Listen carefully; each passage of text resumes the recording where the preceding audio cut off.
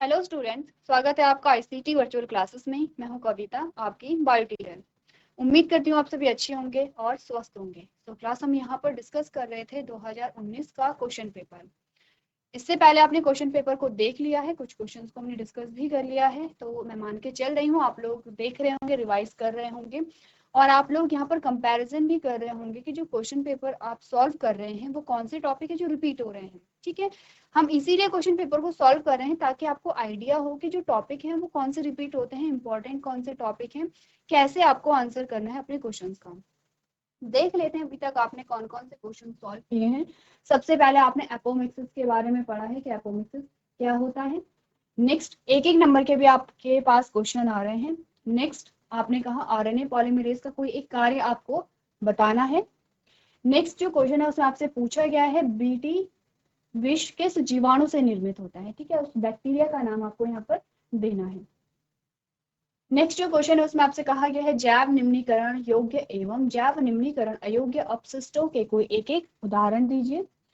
Next है question number 9। 2 number के question यहाँ से स्टार्ट हो गए हैं। इसमें आपसे पूछा गया है सजीव प्रजक या जरायुज जंतु में भ्रूण का विकास व पोषण कहाँ और किसके द्वारा होता है। क्या कहता है question, where and by which the development and nutrition of embryo takes place in the viviparous animal। viviparous animal में आपको कहा कि जो एम्ब्रियो है उसका डेवलपमेंट कहाँ पर हो रहा है, रीजन क्या है और उसका न्यूट्रिशन किस प्रकार से होता है, पोषण किस प्रकार से हो रहा है, ये आपको बताना था। सिंपल सा क्वेश्चन है। ठीक है, 2 नंबर का क्वेश्चन आया है लेकिन काफी सिंपल आपके पास क्वेश्चन आया है। सेकंड नेक्स्ट आपका क्वेश्चन नंबर 10 था। ये भी 2 नंबर का प्रश्न आपके पास आता है जिसमें आपसे कहा गया है यौन संचारित संक्रमण से बचाव के 2 उपाय लिखिए जो आपको होमवर्क में दिया गया था। चलिए क्वेश्चन नंबर 11 है, 2 नंबर का आपके पास है और अथवा में भी आपके पास प्रश्न आया है। इसमें आपसे पूछा गया प्रमोटर के कोई 2 कार्य लिखिए। या तो आप ये वाला क्वेश्चन सॉल्व करेंगे जब आप क्वेश्चन पेपर सॉल्व कर रहे होंगे। लेकिन आपने कहा टर्नर सिंड्रोम क्या होते हैं, तो आपने दोनों क्वेश्चंस को देखा है। अगला जो क्वेश्चन है उसमें आपसे कहा गया है संक्रामक रोग एवं असंक्रामक रोग से आप क्या समझते हैं, यानी कि what do you understand by infectious disease and non infectious disease. Simple question है आपका, 2 नंबर का है, आप पूरे पूरे मार्क्स यहाँ पर ला सकते हैं। क्वेश्चन नंबर 13 आपके पास है, 2 नंबर का आया है। आपसे पूछा गया है व्हाट इज ओपियोइड्स, यानी ओपियोइड्स क्या होते हैं। किसी एक ओपियोइड्स का नाम लिखिए, right the name of any one opioids. आपको बताइए ओपियोइड्स क्या होते हैं, इनके आपके शरीर पे क्या इफेक्ट होता है, क्यों इन्हें यूज किया जाता है, क्यों क्या है इनकी यानी आवश्यकता से ज्यादा इनका यूज क्यों नहीं करना चाहिए। ये सारी चीजें हमने डिस्कस की थी। कुछ एग्जाम्पल आते हैं आपके पास ओपियोइड्स के। चलिए नेक्स्ट जो क्वेश्चन आपके पास आया है वो है क्वेश्चन नंबर 14 जिसमें कहा गया है बी लसिकाणु व टी लसिकाणु में कोई 2 अंतर लिखिए, यानी कि write any 2 differences between B lymphocyte and T lymphocyte. दोनों में आपने क्या लिखना है, डिफरेंस लिखना है। आपको 2 अंतर पूछे गए थे।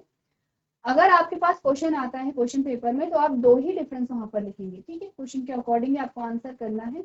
यहाँ पर आपको 4-5 डिफरेंसेस बताए गए हैं जिसमें आपको बताया गया सबसे पहले मैचुरेशन कहाँ हो रही है, एक्टिवेशन कहाँ होता है, डिफरेंशिएशन में क्या डिफरेंस है, टाइप्स ऑफ इफेक्टर सेल क्या है, फंक्शन ऑफ इफेक्टर सेल्स क्या है और डिस्ट्रीब्यूशन ऑफ पैथोजन क्या है। ठीक है, चलिए नेक्स्ट जो आपके पास क्वेश्चन आया है वह है क्वेश्चन नंबर 19 और ये आपका 3 नंबर के प्रश्न शुरू हो गए हैं जिसमें आपसे कहा गया है प्रथम स्तन्य या कोलेस्ट्रॉम क्या होता है, व्हाट इज कोलेस्ट्रॉम। नवजात शिशु के लिए क्यों आवश्यक होता है, why is necessary for a newborn baby. आपको कोलेस्ट्रॉम के बारे में पूछा गया है और न्यूबॉर्न के लिए क्यों इंपॉर्टेंट है ये आपको पूछा गया। तो आप जानते हैं कि कोलेस्ट्रॉम क्या क्यों इंपॉर्टेंट है। जो यहाँ पर न्यूबॉर्न है उसके इम्यून सिस्टम के लिए कोलेस्ट्रॉम इंपॉर्टेंट होता है। हम डिस्कस कर रहे थे यहाँ पे क्वेश्चन नंबर 20। 3 नंबर का प्रश्न आपके पास आया है। ठीक है, और यहाँ पर आपको क्या पूछा गया है, टेस्ट क्रॉस के बारे में पूछा गया है।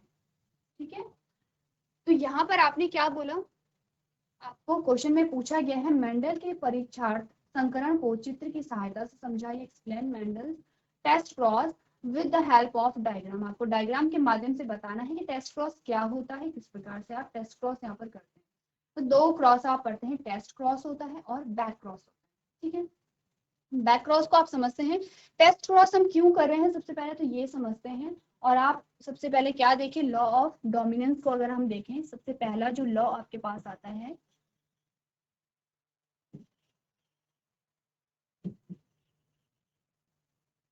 Law of dominance. Law of dominance में हमने क्या बोला, बहुत बार हम कर चुके हैं।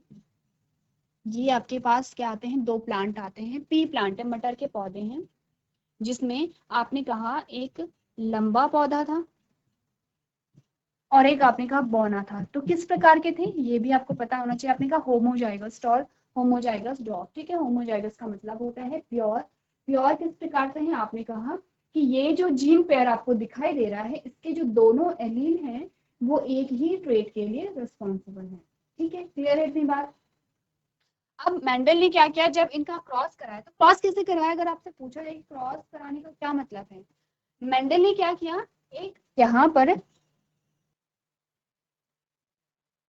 ठीक है, ये क्या है आपके पास आता है टॉल प्लांट, ठीक है, ये है टॉल प्लांट, और यहां पर आता है एक ड्वार्फ प्लांट।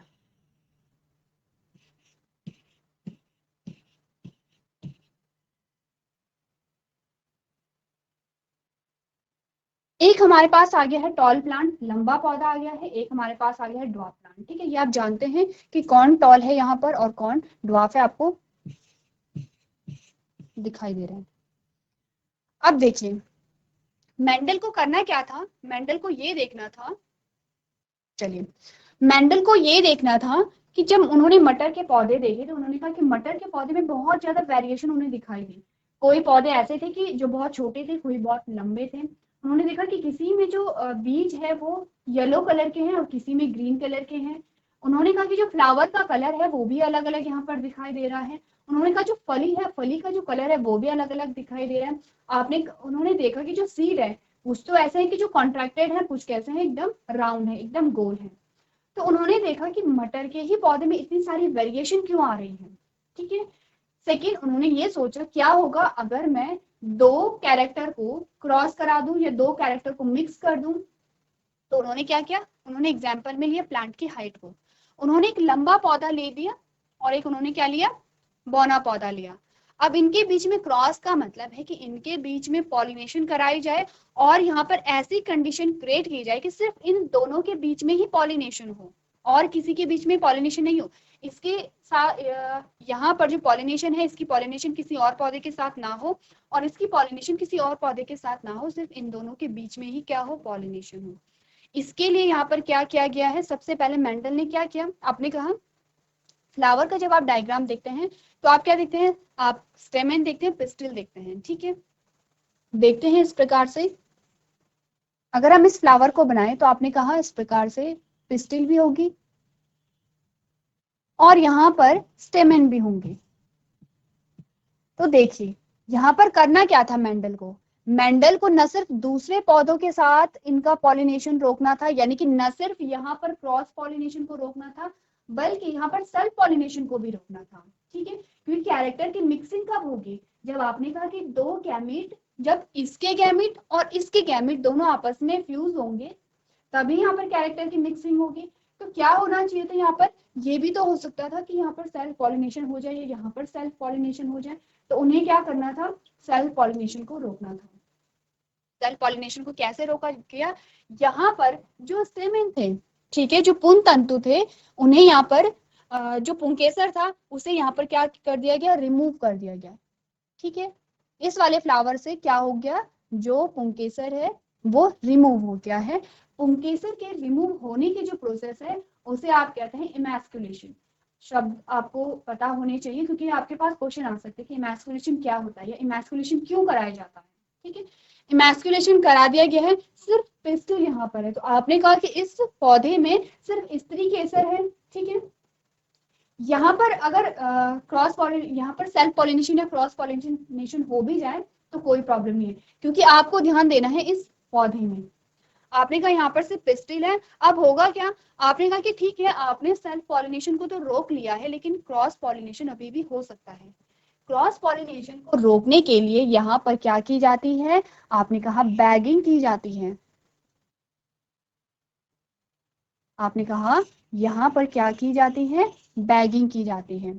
ठीक है, बैगिंग का मतलब क्या होगा, आपने बैग से पैक कर दिया है फूल को, फ्लावर को। अब यहाँ पर क्या होगा, जब तक गैमीट बनेंगे, गैमीट मैच्योर होंगे, यहाँ पर इस प्रकार से बैगिंग की जाएगी। तो आपने कहा कि यहाँ पर पॉलन ग्रेन मैच्योर होने देंगे और यहाँ पर जो एग सेल है उसे मैच्योर होने दिया जाएगा। जब यहाँ पर मैच्योर हो गए हैं तो क्या होगा, ये जो बैग है इसे रिमूव कर दिया जाता है। ये हो गया है रिमूव, ठीक है, ये हो गया रिमूव। और यहाँ पर जो पॉलन ग्रेन होंगे, इन पॉलन ग्रेन को यहाँ ट्रांसफर कर लिया जाता है। हो गए हैं ट्रांसफर, इसे आपने कहा पॉलिनेशन।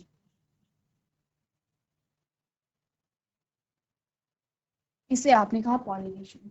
ठीक है, परागण की प्रक्रिया हो गई है।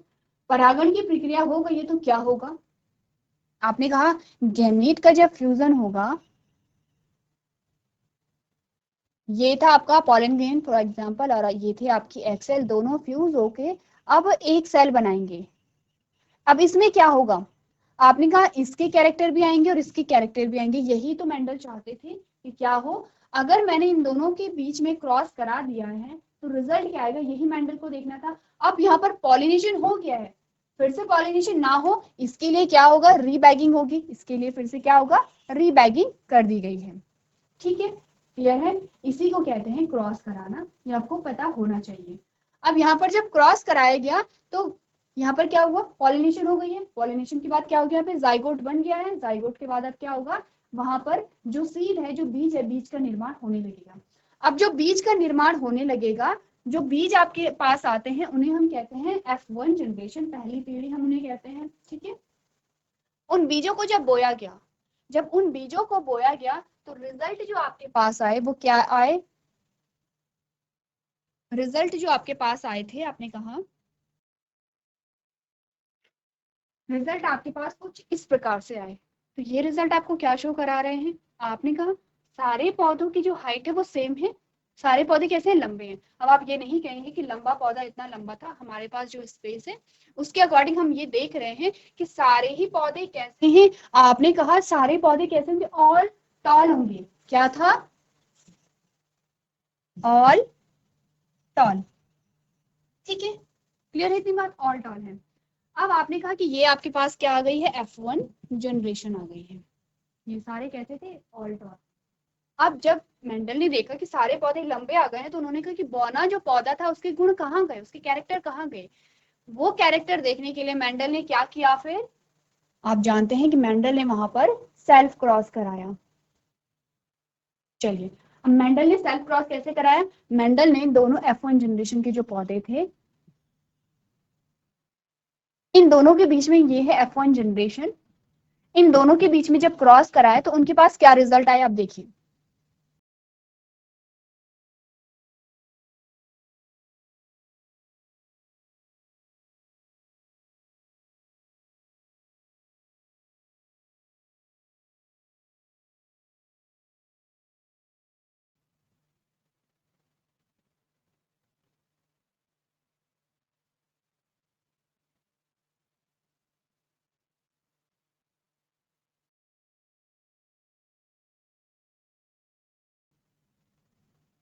ये आपके पास आई है F2 जनरेशन। ठीक है, यानी कि सेकेंड,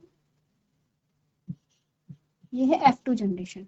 ठीक है, अब F2 जनरेशन में आपने क्या देखा, आपने कहा तीन जो पौधे हैं, आपने क्या देखा कि तीन जो पौधे हैं वो तो कैसे हैं, टॉल हैं, लंबे हैं, और एक पौधा कैसा है, बौना है, यही आपको दिख रहा है।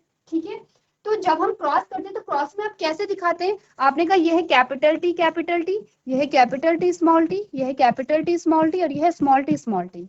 आप ऐसे करके दिखाते हैं, यही हमने क्रॉस किया। जब आपने कहा ये क्रॉस आपके पास आया तो आपके पास क्या है, capital T small T, all जो सारे जो पौधे थे वो इस प्रकार से आए। फिर आपने क्या कहा, आपने कहा इस कैपिटल टी स्मॉल टी का क्रॉस जब इस कैपिटल टी स्मॉल टी से कराया गया तो आपके पास F2 जनरेशन में ये रिजल्ट आया। ठीक है, अब आपके पास क्या था, हम टेस्ट क्रॉस क्यों करा रहे हैं ये आपको समझना है, इसीलिए हम डायग्रामेटिक वे में यहाँ पर एक्सप्लेन कर रहे हैं। आपको ये टेस्ट क्रॉस में ये देखना था, आपने कहा ठीक है ये तीन लंबे हैं और एक बौना है, ये हम जानते हैं। आपने कहा फिनोटिपिक रेशियो भी हमारे पास क्या आता है, 3:1 करके आता है। लेकिन जब हम जीनोटाइपिक रेशियो की बात करते हैं, आपने कहा कि जीनोटाइप क्या था, 1:2:1 था। लेकिन हमें कैसे पता चलेगा कि ये जो जीनोटाइपिक रेशियो ये 1:2:1 है? यही आपको पता करना था। आपको ये देखना था कि ये तीनों पौधे लंबे हैं, ठीक है, लेकिन ये वाला कैसा था, होमोजाइगस टॉल था, और ये दोनों कैसे थे, हेटेरोजाइगस टॉल थे। ठीक है, इसका क्या मतलब हुआ, ये जो लंबा पौधा है ये प्योर है, इसका मतलब इस लंबाई का जो जीन है, जो जीन पेयर है, उसको जो दोनों एलील है वो लंबाई के लिए ही रिस्पॉन्सिबल है। लेकिन इन दोनों में क्या था, ये हेटेरोजाइगस टॉल था, ये प्योर टॉल नहीं था, हाइब्रिड था, क्योंकि इसमें जो टॉलनेस के लिए जो जीन रिस्पॉन्सिबल है उसके जो एलील थे वो अलग अलग ट्रेट के लिए क्या थे, रिस्पॉन्सिबल थे। ये चीज अभी हमें पता है क्योंकि हमने पढ़ा है, लेकिन जब एक्सपेरिमेंट हो रहा था तब ये नहीं पता था कि कौन होमोजाइगस टॉल है, कौन हेटेरोजाइगस टॉल है। यही पता करने के लिए हम क्या करते हैं, टेस्ट क्रॉस करते हैं। ठीक है, अब जब टेस्ट क्रॉस आप करते हैं तब आपको ये पता चलेगा ये होमोजाइगस टॉल है, ये दोनों हेटेरोजाइगस टॉल है। तो सबसे पहले तो रीजन आपको पता चल गया कि टेस्ट क्रॉस क्यों करते हैं, एक बार आप देखिए, उसके बाद हम टेस्ट क्रॉस को यहाँ पर एक्सप्लेन करेंगे। चलिए अब हम देखते हैं जो टेस्ट क्रॉस है वो हम किस प्रकार करा रहे हैं। ठीक है, टेस्ट क्रॉस में हम कैसे देखेंगे, देखिए जब भी टेस्ट क्रॉस होता है तो रीजन तो आप जानते हैं कि क्यों टेस्ट क्रॉस हम करा रहे हैं। आपने कहा टेस्ट क्रॉस कब होता है, आपने कहा जो आपके पास F2 जनरेशन आई है, F2 जनरेशन का क्रॉस किससे कराया जाता है, रेसेसिव पेरेंट से कराया जाता है। ध्यान दीजिए यहाँ पर आपको रेसेसिव पेरेंट नहीं मिलेंगे, ठीक है, रेसेसिव यानी प्योर रेसेसिव नहीं मिलेंगे। आपने कहा यहाँ किसकी बात हो रही है, जब आपने क्रॉस कराया कैपिटल टी का स्मॉल टी से, तब आपके पास F1 जनरेशन आई थी। तो रेसेसिव पेरेंट कौन हुआ आपके पास, स्मॉल टी रेसेसिव पेरेंट हुआ, अप्रभावी जनक हुआ। हम क्या कराते हैं, हम इसका क्रॉस कराते हैं, जो F2 जनरेशन आपके पास आती है F2 का क्रॉस कराते हैं हम रेसेसिव पेरेंट से। ठीक है, अब स्मॉल टी का जो आपके पास बौना पौधा आया है उसका तो आप क्रॉस नहीं कराते क्योंकि आपको दिख रहा है, आपको इतना पता है कि जो रेसेसिव पेरेंट का कैरेक्टर तभी आएगा जब ये होमोजाइगस कंडीशन में होगा। इन केस आप करा भी देंगे, चलिए हम एक एक करके सारों को करा देते हैं। सबसे पहले हमने क्या बोला, F2 जनरेशन में आपके पास कैपिटल टी आया था, जब इसका क्रॉस रेसेसिव पेरेंट से कराया गया तो आपके पास क्या रिजल्ट आएगा, यही रिजल्ट आएगा, और आप कहेंगे ऑल टॉल। ठीक है, आप कहेंगे ऑल टॉल। क्या समझे इस बात से, आपने कहा अगर आपने एक पौधा लिया, आपने इस पौधे के बीज आपने लिए, इस पौधे के बीज जब आपने लिए तो इसके पौधे आपके पास आए और रेसेसिव पेरेंट जो पौधा है वो आपके पास है, दोनों के बीच जब आपने क्रॉस कराए तो आपको सारे लंबे पौधे मिले। इस बात से आप क्या समझिए, आपने कहा सारे लंबे पौधे मिलने का मतलब है क्योंकि रेसेसिव पेरेंट के पास तो स्मॉल टी है, उसके पास जो जीन पेयर है, जो एलील है, वो बौनेपन के लिए ही रिस्पॉन्सिबल है। तो जितने भी पौधे आएंगे ये क्या देगा, स्मॉल टी ही पास करेगा। ठीक है, इतनी बात हमें कंफर्म है कि ये क्या करेगा, स्मॉल टी को ही पास कर रहा है। अब हमने कहा अगर यहाँ पर ये प्योर क्या होता, प्योर टॉल है, तो प्योर टॉल हमेशा क्या यहाँ पर देगा, आपने कहा हमेशा कैपिटल टी ही देगा। ठीक है, अगर ये हमेशा कैपिटल टी देगा और ये हमेशा स्मॉल टी देगा तो आपके पास क्या आ रहे हैं, सारे ही पौधे लंबे आ रहे हैं। तो समझ गए आप कि टेस्ट क्रॉस, आपने टेस्ट क्रॉस से कैसे आपको पता चला, आपने कहा अगर रेसेसिव पेरेंट का क्रॉस किसी रैंडम आप पौधे से करा रहे हैं और आपके पास सारे पौधे लंबे आ रहे हैं, ध्यान दीजिए सारे पौधे लंबे अगर आ रहे हैं, इसका मतलब आपने रेसेसिव पेरेंट का जो क्रॉस है वो आपने किससे कराया है, होमोजाइगस टॉल से कराया है। अगर ये हेटेरोजाइगस टॉल होता, अभी हम क्रॉस करेंगे, अगर हेटेरोजाइगस टॉल होता तो एक ना एक पौधा यहाँ पे बौना मिलता, कैसे मिलता, अभी देखिए। आपने कहा जब आपने इस टॉल प्लांट का क्रॉस आपने रेसेसिव पेरेंट से कराया तो आपके पास क्या रिजल्ट आएंगे, capital T small T, capital T small T, small T small T, small T small T. क्या समझे इस बात से, आपने कहा ये तो टॉल है, ये आपके पास ड्वार्फ आ गए हैं। देखिए अब आप यहाँ पर क्या हुआ, ये समझ गए हैं, ये क्रॉस हटा दूं आपको और अच्छे से समझ आएगा, सिर्फ एरो करके देखते हैं।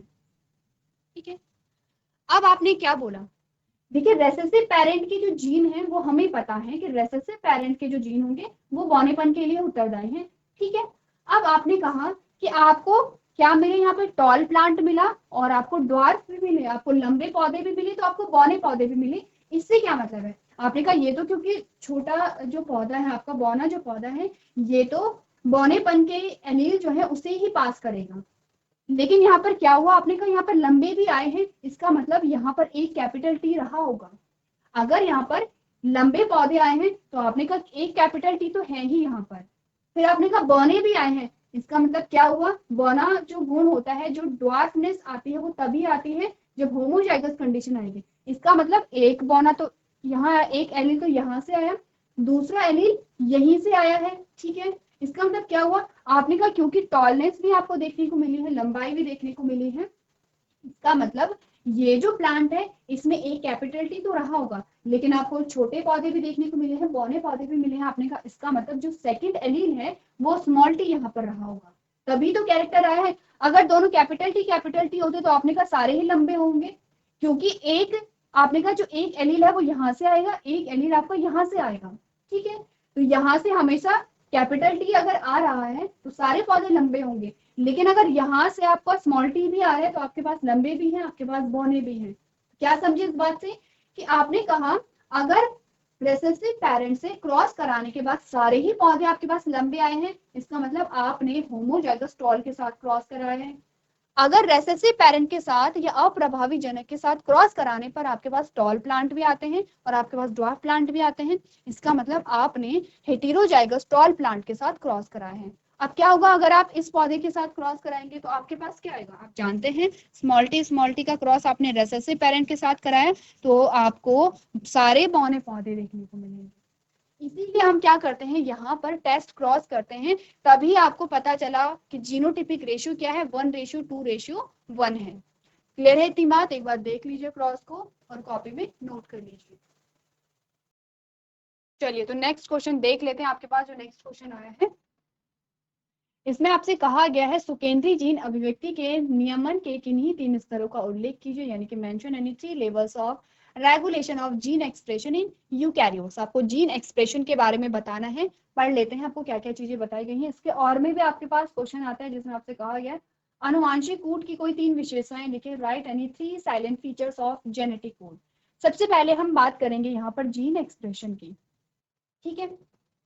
आपने कहा यहाँ पर जीन रेगुलेशन के बारे में आपने क्या बोला, आपने कहा the process by which gene in DNA cells are controlled is called gene regulation. क्या होता है जीन रेगुलेशन, वह प्रक्रिया जिसके द्वारा डीएनए कोशिका में जीन को नियंत्रित किया जाता है, जीन विनिमय कहलाता है, ठीक है।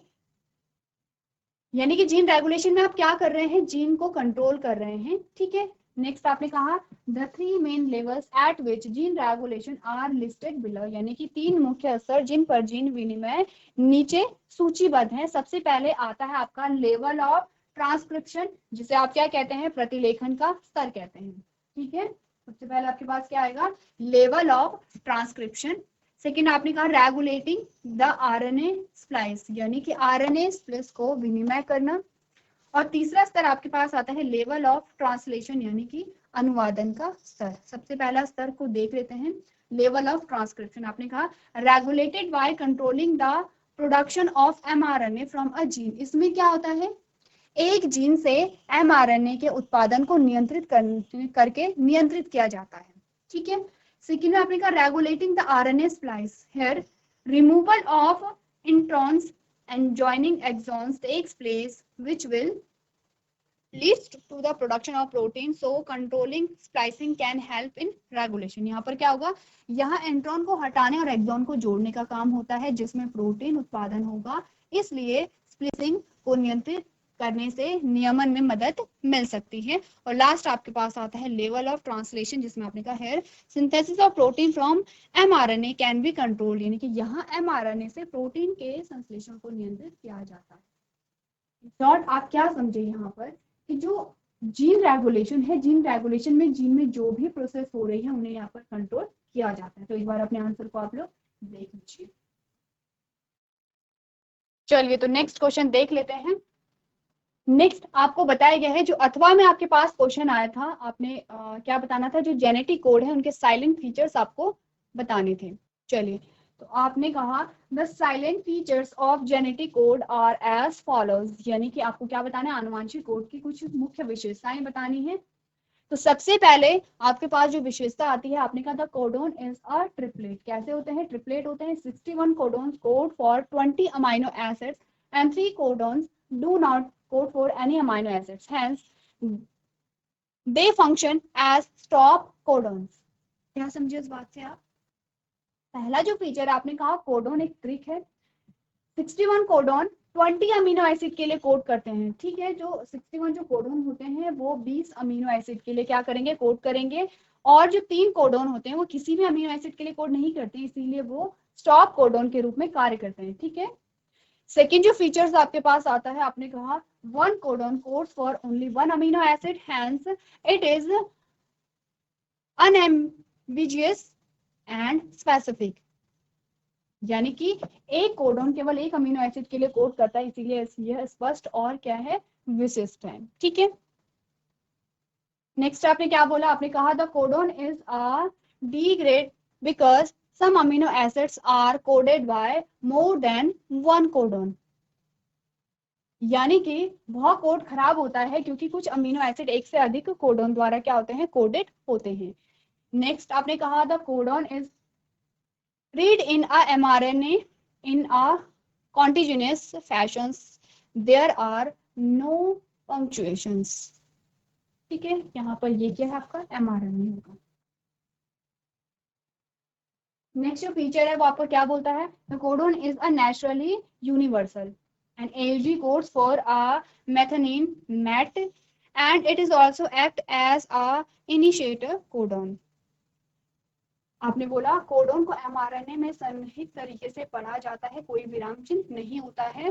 कोड लगभग क्या होते हैं, सार्वभौमिक होते हैं और मेथियोनिन मेट के लिए AUG कोड और यह सार्वजनिक कोड के रूप में भी क्या करता है, कार्य करता है। तो जो कुछ आपके पास फीचर्स आए हैं उसे आप एक बार पढ़ लीजिए। चलिए तो अगला प्रश्न एक बार देख लेते हैं। इसमें आपसे पूछा गया है परजीवी तंतु यानी ट्रांसजेनिक एनिमल्स क्या होते हैं, परजीवी जंतुओं का उदाहरण सहित महत्व लिखिए, ठीक है। आपको क्या बताना है, what are transgenic animals and write importance of transgenic animals with example. पढ़ लें क्या होते हैं ट्रांसजेनिक एनिमल। आप ये जो क्वेश्चन है ट्रांसजेनिक एनिमल्स का पहले भी इसे सॉल्व कर चुके हैं। तो आपने कहा a transgenic animals is one that carries a foreign gene that has been inserted into the genome by using a genetic engineering technique, ठीक है। ट्रांसजेनिक एनिमल्स वो होते हैं जिनमें क्या करते हैं, जिनमें क्या होता है, जो फॉरेन जीन है, आप फॉरेन जीन को क्या करेंगे, ट्रांसफर यहाँ पर करेंगे, किसके द्वारा, जेनेटिक इंजीनियरिंग टेक्निक के द्वारा। कुछ एग्जाम्पल आपके पास आए हैं ट्रांसजेनिक एनिमल्स के, जैसे माइस है, रैबिट है, पिग्स है, एक्सेट्रा। आपको कहा गया Dolly the first shift the most famous example of a transgenic animal, ठीक है। ये स्टार कर लीजिए, डॉली जो सबसे फेमस ट्रांसजेनिक एनिमल है उसमें एक शीप है जिसका नाम क्या था, डॉली था, ठीक है। चलिए तो यहाँ पर जो आंसर है उसे नोट कीजिए। चलिए तो अगला प्रश्न जो आपके पास आता है उसे देख लेते हैं। नेक्स्ट क्वेश्चन आपसे पूछा गया है पादप प्रजनन क्या है, यानी कि व्हाट इज प्लांट ब्रीडिंग। पादप प्रजनन के कोई दो उद्देश्य लिखे, यानी कि write any two objectives of plant breeding.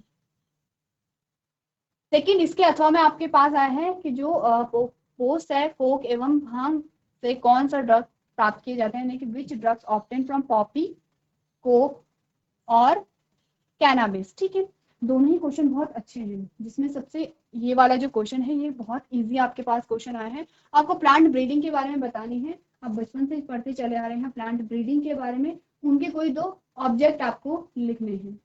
सबसे पहले डेफिनेशन अगर हम देखें तो क्या आती है डेफिनेशन, आपने कहा plant breeding is a purposeful manipulation of qualities in plant to create a new varieties with a set of desired characteristics, यानी कि पौधा प्रजनन वांछित विशेषताओं के एक सेट के साथ नई किस्मों को बनाने के लिए पौधे में गुणों का उद्देश्यपूर्ण हेरफेर है। क्या होता है, देखिए जब हम प्लांट्स की बात करते हैं तो आप जानते हैं कि जो पेड़ पौधे होते हैं, जो पादप हैं आपके, वो क्या है, आपके भोजन के मुख्य स्रोत होते हैं। अब मुख्य स्रोत है भोजन के, तो आपने कहा कि यहाँ पर जो प्रोडक्शन है, जो उत्पादन है, उत्पादन में हम क्या करते हैं, हमें बढ़ोतरी करनी है और दोनों प्रकार के चेंजेस आपको करने हैं। आपने कहा यहाँ पर जो क्वांटिटी है वो तो हमें ज्यादा करनी ही करनी है, यानी कि आपको जो उत्पादन की जो मात्रा है वो तो आपको बढ़ानी है, लेकिन आपको क्वांटिटी भी यहाँ पर इम्प्रूव करनी, आपको क्वालिटी भी इम्प्रूव करनी है। ठीक है, यानी कि आपको क्या है, आपने क्वालिटी भी देखनी है उसकी, जो अच्छे अच्छे कैरेक्टर होंगे वो भी आपको वहां पर लाने हैं, और आपको क्वांटिटी भी वहां पर इन्हांस करनी है, यानी कि आपको मात्रा भी वहां पर बढ़ानी है, और आपको वहां पर जो क्वालिटी है वो भी आपको सुधारनी है। ठीक है, इसके लिए क्या किया जाता है, आपने कहा कि प्लांट ब्रीडिंग कराई जाती है। इसमें आप क्या करते हैं, जो डिजायरेबल कैरेक्टर होते हैं, डिजायरेबल कैरेक्टर किसे कहते हैं, वो कैरेक्टर, वो गुण जिनकी आवश्यकता आपको होती है, उन कैरेक्टर्स को लेकर के आप क्या कराएंगे, वहां पर प्लांट ब्रीडिंग कराएंगे, और आपको एक अच्छी जो नस्ल है, अच्छी जो वैरायटी है वो आपको मिलती है, जो कि क्वालिटेटिव और क्वांटिटेटिव दोनों ही जो आपके फायदे होते हैं वो आपको प्रदान करती है। क्लियर है इतनी बात? डेफिनेशन आप जान चुके हैं, और आपको ये देखना है कि प्लांट ब्रीडिंग में क्या किया जाता है, किस टेक्निक के थ्रू किया जाता है, एग्जाम्पल क्या है इसके, और लास्ट में आप उद्देश्य पढ़ेंगे। तो ये काम आपके लिए होमवर्क में है। नेक्स्ट जो हमारा लेक्चर होगा, इस क्वेश्चन को हम फिर से रिपीट करेंगे और जानेंगे कि जो प्लांट ब्रीडिंग है उसकी एग्जाम्पल क्या है और किस प्रकार से प्लांट ब्रीडिंग कराई जाती है। तो ये क्वेश्चन आप नोट कर लीजिए, होमवर्क में आप लोग करके लेके आएंगे, और फिर से हम इस क्वेश्चन को सॉल्व करेंगे। तो आज के सेशन में हम इतना ही करेंगे। अभी तक क्लास में बने रहने के लिए आपका धन्यवाद।